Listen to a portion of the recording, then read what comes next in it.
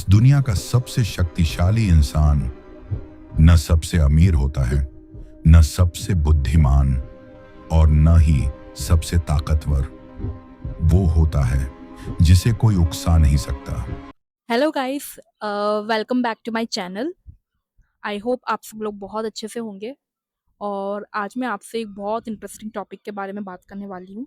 So join me इन stoicism. ये word मैंने ना कुछ साल पहले सुना था। I think around 5 to 6 years ago। But ये स्टोइसिज्म होता क्या है?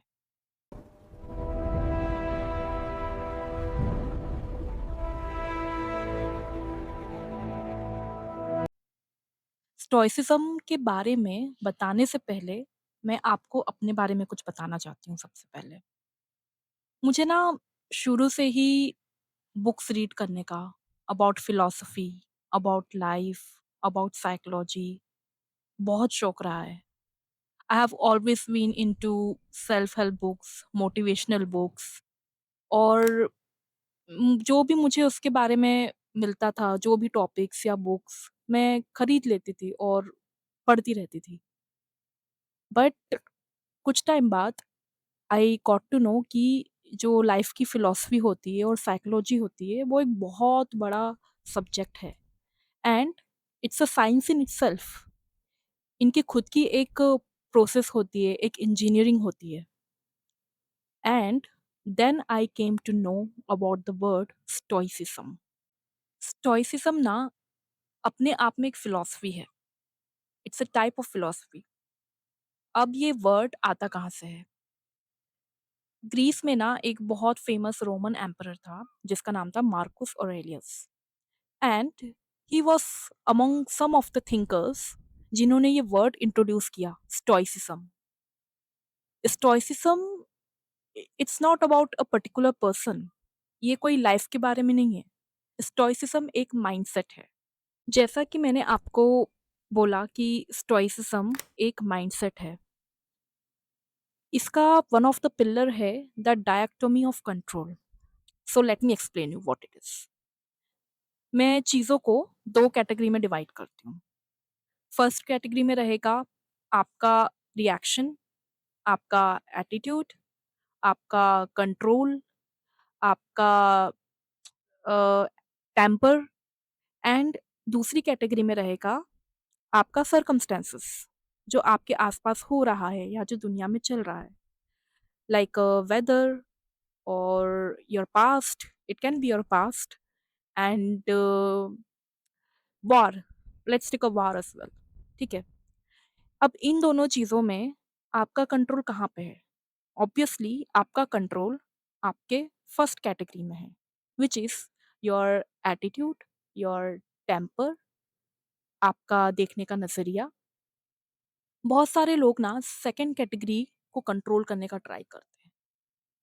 और जो लोग उस सेकंड कैटेगरी को कंट्रोल करने का ट्राई करते हैं, वहीं से शुरुआत होती है सैडनेस, डिसअपॉइंटमेंट, डिप्रेशन। तूफान तुम्हारे बस में नहीं, लेकिन पतवार हमेशा तुम्हारे हाथ में है। जिंदगी भी ऐसी ही है। जो नियंत्रित कर सकते हो, बस उसी पर ध्यान दो। तो स्टोइसिज्म भी हमें यही सिखाता है कि focus on what you can control. अपना शिफ्ट है ना, अपने अंदर बस डाल दो। So that is the dichotomy of control, which is one of the pillar of stoicism. जो लोग स्टोइसिज्म को प्रैक्टिस करते हैं ना, उन्हें स्टोइक बोलते हैं। तो अब मैं आपको एक और एग्जांपल समझाती हूँ। सपोज कि आप एक जॉब इंटरव्यू के लिए प्रिपेयर कर रहे हो। ठीक है। तो जो बंदा स्टोइसिज्म प्रैक्टिस नहीं करता है, उसकी ये स्टेटमेंट रहेगी कि मुझे ये जॉब चाहिए ही चाहिए। और जो बंदा स्टोइक है, वो ये बोलेगा कि मैं इसके लिए पूरी तैयारी करूँगा, बट जो रिजल्ट है वो मेरे हाथों में नहीं है। अब आपने कुछ डिफरेंस तो नोटिस किया होगा, राइट? जो पहला पर्सन है, वो ये बोल रहा है कि मुझे ये जॉब चाहिए। वहाँ पे एंग्जायटी का लेवल आप देख रहे हो कितना हाई है, और प्रेशर भी हाई है of course. But stoic one है, उन्होंने उन्होंने कहा है कि I will do the full preparation. जो भी मेरे हाथ में है।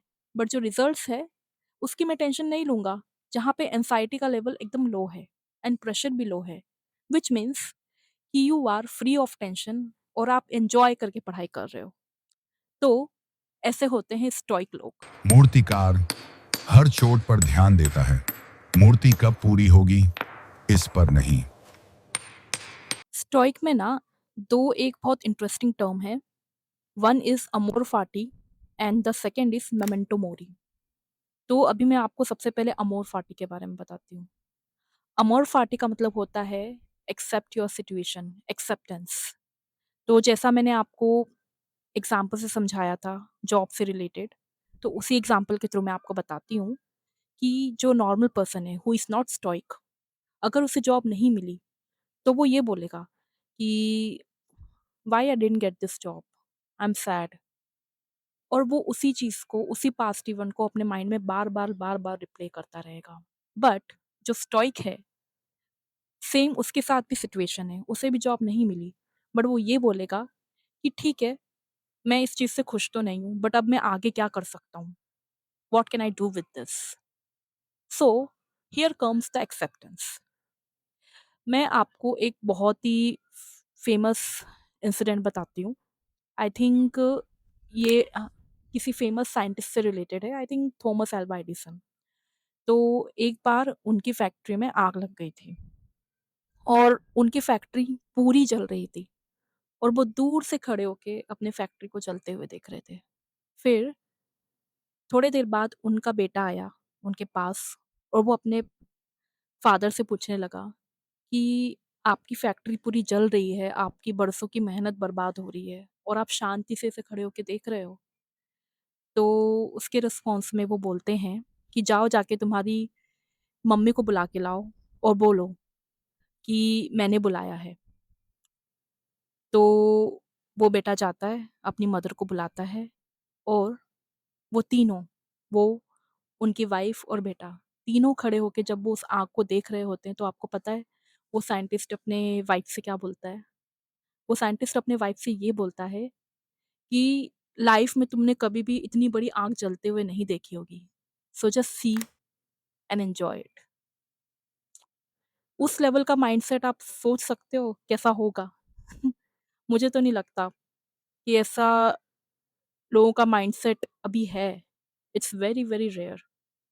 तो उसे बोलते हैं एक्सेप्टेंस, अमोर फाटी। और जैसा कि मैंने आपको दूसरे टर्म के बारे में बताया which is memento mori. So what is memento mori? Memento mori का मतलब होता है कि रिमेंबर यू गोना डाई। आपको याद रहना चाहिए कि आप मरने वाले हो।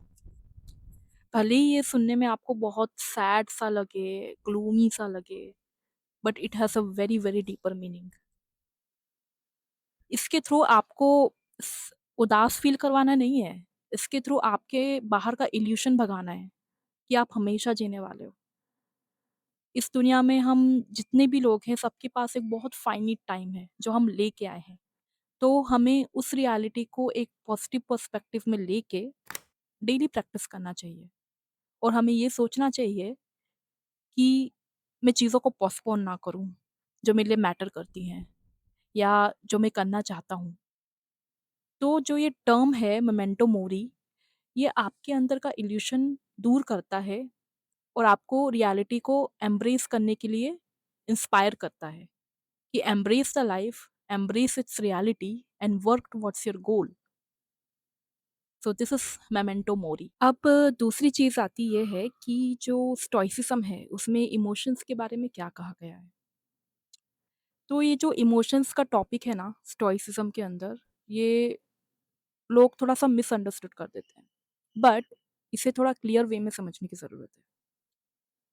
स्टोइसिज़्म ये नहीं बोलता है कि आप कोई इमोशन फ़ील मत करो, but you feel the emotions, but emotions को अपने ऊपर हावी मत होने दो।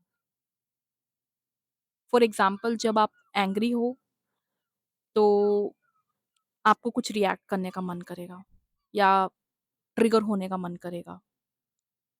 बट स्टोइसिज़्म सेज़ दैट कि observe the emotions. And then release it. Stoicism हमें ये सिखाता है कि feel the emotions, don't suppress it. आप जो भी इमोशंस आप देख रहे हो उसे फील करो, एंड देन उसे ऑब्जर्व करो, and then don't let it become your master. So जो भी इमोशंस जब आपके अंदर एंटर करते हैं, तो आपको उन्हें फील करना है, उन्हें देखना है, बट उसे अपने सर पर नहीं चढ़ाना है। एंड ये चीज़ कोई एक रात में नहीं आ सकती है। It's take a practice, it takes hard work and it takes resilience.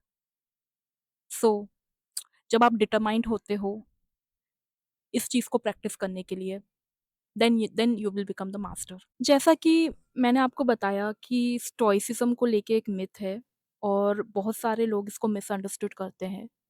और जब बात इमोशंस की आती है, तो जो लोग नए नए स्टोइक हुए होते हैं या जो लोग स्टोइसिज्म को रिसेंटली प्रैक्टिस कर रहे होते हैं, तो वो ये भूल जाते हैं कि उन्हें इमोशंस फील भी करना है।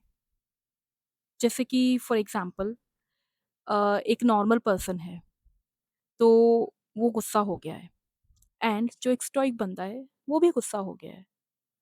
तो जो नॉर्मल पर्सन है वो ये बोलेगा कि मुझे गुस्सा होना ही नहीं चाहिए था, I shouldn't be angry at all. But जो स्टोइक पर्सन है वो ये बोलेगा कि मैं गुस्सा क्यों हुआ। सो that is exactly the difference. But लोग इस चीज़ में मिसअंडरस्टूड हो जाते हैं कि मुझे तो गुस्सा होना ही नहीं चाहिए था, बल्कि ये गलत है। स्टोइसिज्म आपको ये बताता है कि आप फील करो, आप एंगर फील करो, बट उसे ऑब्जर्व करो, टेक अ पॉज। और जो पॉज होने का जो मोमेंट आता है ना, वो प्रैक्टिस से ही आता है। स्टोइसिज्म आजकल के मॉडर्न लाइफ में भी रेलेवेंट है, क्योंकि हम देख रहे हैं अपने आसपास जॉब्स की अनसर्टेनिटी है, रिलेशनशिप्स में स्ट्रेस है, इंस्टेंट एंड कंटिन्यूअस कंपैरिजंस है सोशल मीडिया पे, एंड हर जगह कहीं ना कहीं किसी ना किसी तरीके से स्ट्रेस है ही। सो स्टोइसिज्म आपकी कैसे हेल्प कर सकता है आजकल के मॉडर्न लाइफस्टाइल में? तो जैसा कि मैंने आपको बताया था कि स्टोइसिज्म फोकस करता है कि आप उस चीज़ पे प्रैक्टिस करो जो आप कंट्रोल कर सकते हो।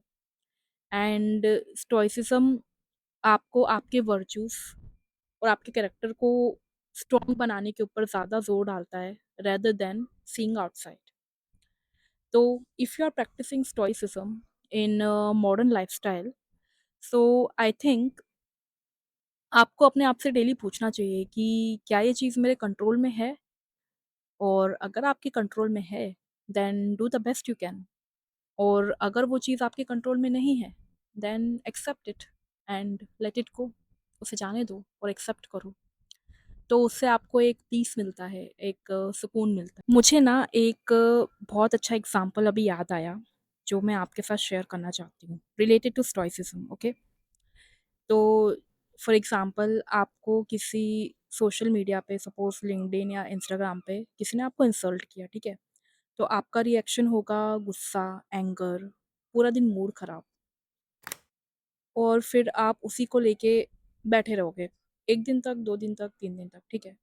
बट अगर आपने थोड़ा बहुत स्टोइक प्रैक्टिस कर लिया है, सॉरी स्टोइसिज्म प्रैक्टिस कर लिया है और आप थोड़े बहुत स्टोइक बन गए हो, तो पता है आप उस रिएक्शन में सॉरी उस सिचुएशन में आप अपने आप को कैसे हैंडल करोगे? आप ये बोलोगे कि जो उसका रिएक्शन था, वो उसकी चॉइस थी, वो मेरे कंट्रोल में नहीं है। अब जो मैं रिएक्ट करूँगा, वो मेरे कंट्रोल में है, वो मेरी चॉइस में है। तो अगर आपको उस इंसल्ट या फिर उस या इंसल्ट ही मान लो, अगर आपको उस इंसल्ट पे रिएक्ट करना है, तो करो, और अगर आपको नहीं करना है, then just let it go. But weakness की वजह से नहीं, कमज़ोरी की वजह से नहीं, आपकी चॉइस की वजह से। सो ये होता है स्टोइसिज्म। तो मैं आपको ये बताना चाहूँगी कि स्टोइसिज्म बनने का मतलब ये नहीं है कि इमोशनलेस बन जाना, या कभी एन्जॉय नहीं करना, या फेक पॉजिटिव बनना। बट स्टोइसिज्म हमें हमेशा एक्शंस लेना सिखाते हैं, उन चीज़ों पे जो एक्चुअली हमारे लिए मैटर करती हैं, और उन अननेसेसरी चीज़ों पे फोकस नहीं करना जो हमारे लिए मैटर नहीं करती या जो हमारे कंट्रोल में नहीं है। So at the end of the video मेरा मकसद आपको बस ये बताना था कि स्टोइसिज़्म क्या होता है और उससे हमारी लाइफ में क्या पॉजिटिव इन्फ्लुएंस आता है, और मैंने जो भी पढ़ा है स्टोइसिज़्म के बारे में, मैं ये नहीं बोलूँगी कि यार आई नो एवरीथिंग या आई एम परफेक्ट या I am doing everything right. I am also work in progress, और मैंने भी कुछ स्टोइसिज़्म से लिया है जो मैं आपसे बस शेयर करना चाहती थी। And thanks for watching. See you then.